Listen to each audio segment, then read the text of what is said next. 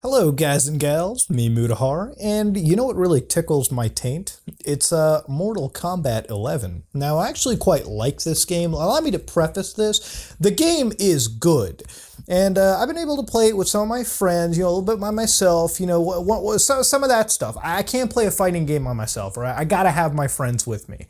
You can throw anything at me, but I'm gonna need my buddies. When Smash came out, you guess what Muta was doing? Playing Smash with the boyos. When Mortal Kombat 11 came out, we play a bit of that with the friends. That's about it. And for all intents and purposes, I'm actually okay with it. I actually quite like this game. But I looked at the publisher sticker on it, and it turns out it was WB Games. Now, I don't know if I can exactly say they're like the fucking LJN of today, but they're not exactly the greatest publisher out there. Case in point, a little history lesson, if you will. WB Games is the same publisher that was actually behind Shadow of War, another one of my favorite games this generation. That game came with loot boxes in a single-player game, and it came with a really grindy last act, like we're talking like fucking free-to-play mobile gaming grind, and it got shit, and you know what? It deservingly got shit. The thing is, the game was really great, but there's a lot of people who were overtly negative to it and decided to completely axe it out. So they missed out on a pretty sweet gaming experience. And I feel like we're almost about to have some of that happen with this one. See, when a game like Mortal Kombat 11 comes out, a primarily multiplayer-focused game, don't get me wrong, it has a single player for sure. When it comes out, and it comes out to a crappy launch, it's going to have a really shitty reception later on, and that's just how it goes. Now, as far as intents go, the game actually is reviewed pretty well. Like, for all intents and purposes, there's been good reviews with the game. You can tell that it has good reviews. I mean, the graphics are nice, the game runs really nice on everything from the PlayStation 4 to the Switch to the Xbox. PC version is a little iffy out there, but it runs fine. It runs great on almost everything. The game has a lot of characters to begin with. It has very satisfying fight mechanics. The fatalities look god tier, but there's just something about it that absolutely grinds some people out. And it's the fucking microtransactions, Always gotta be them goddamn microtransactions. And for me, I'm one of those gamers that if a game is fun, I'll actually, live with the microtransactions. At this point, I realize that they're here to fucking stay. We kind of lost our fucking, time as gamers. Where when we bought something for $60, it usually came feature complete. Don't get me wrong, there's games that come out for $60, and they're great experiences, but sometimes you got publishers who like to nickel and dime like crazy. Now, in Mortal Kombat 11's case, it's kind of got that Call of Duty syndrome where, these motherfuckers want to own the entire cake shop and then consume it all. We're talking about a fucking season pass. We're talking about paid-for DLC characters. We're talking about fucking loot boxes. All right, loot boxes that even though I'm pretty sure the developer said there's not any loot boxes that were going to be in the... Oh, it's fucking loot boxes. We're talking about that kind of stuff. A little bit of that online only peppered in just so that they can be sure to siphon money out of you. Multiple currencies. Does it kind of sound like a fucking mobile game to you? I guess that's what I was trying to go with. See, this is one of those games that's been given the fucking shit by its publisher. Now, it really, really hurts. This video wouldn't really have been made had this game not been good.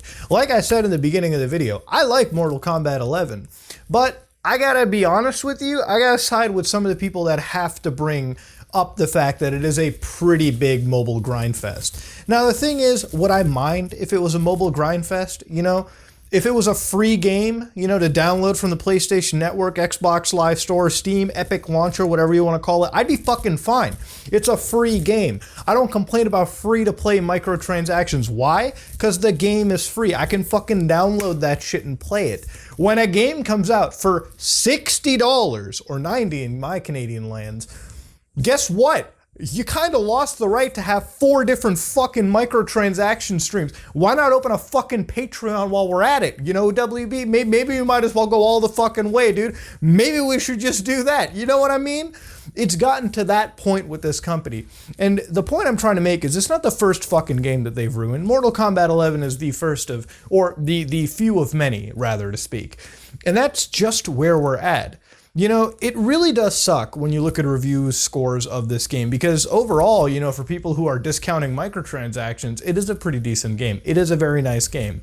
It's just when you introduce shit like this, of course nobody's gonna like it. And I never get when companies release games like this, the fucking Ed Boon, the guy working on this game, head developer on this, head director, was like, man, we didn't fucking know that this was going to happen.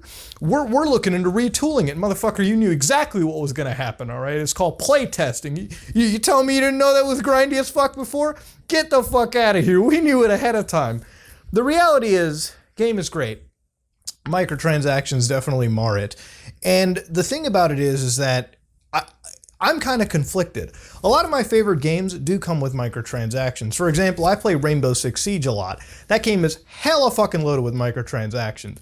So for me to start complaining about this game over, like, out of nowhere is a little hypocritical. If I can play Siege, I can definitely play Mortal Kombat 11.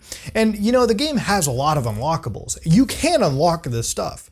But it's just got that Halo 5 syndrome where it's like, you gotta play the game for either 10,000 hours, or in this game's case, dump like $6,400 worth of fucking money into it to unlock everything on an optimal perfect level, because again, we're dealing with loot boxes here. So yeah, you're dealing with a game that you could either pay thousands of dollars of money to unlock all the content or grind for thousands upon thousands of hours to get. Now the reality is, do you need to unlock every single fucking cosmetic? No. But it's kind of that thing, when you pay for that $60 game, you load it up into your system, half the feature set is online only, and then you've got a chunk of the section where unlocking it takes an astronomical high amount of time. The game is basically grind locked against the player. It definitely gives a shitty taste of dick in our mouths, and that's what I'm trying to get at over here. If AAA gaming is to supersede, we need to reassess how we're monetizing it. Because the thing is, if your game is great and your monetizations aren't like super bad, I'll end up paying for it. You know how many fucking elite skins I paid for on Rainbow Six Siege anyways? Like, I probably put more into that game than some other big shooters out there.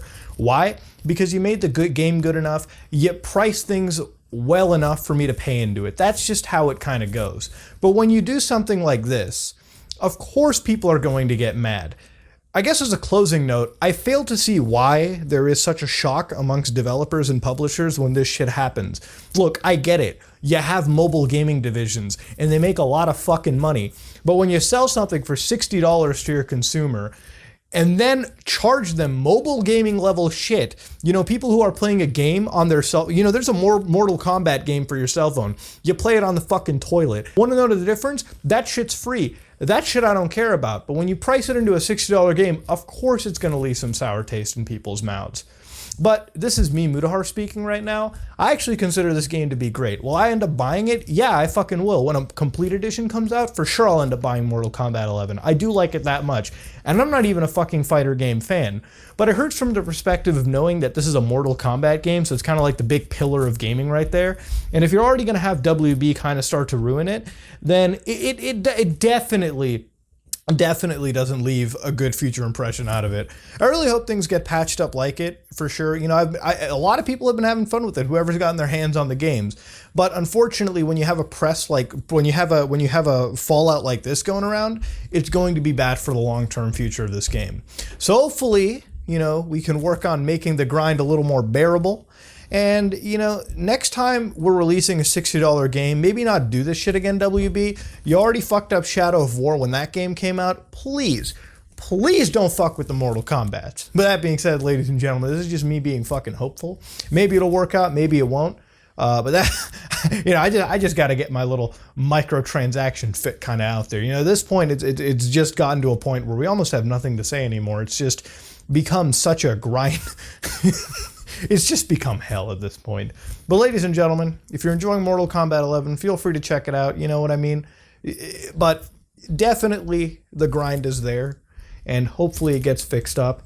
You look at something like Red Dead Online, that grind came out pretty hard. You want to know? Red Dead Online is deader than Fallout 76. So ladies and gentlemen, we need a great fucking launch. We need fast fixes going forward. But hey, it's a great game. Unfortunately, marred by shitty fucking business practices. That being said, if you like what you saw, please like, comment, and subscribe. Just like if you dislike it, I am out.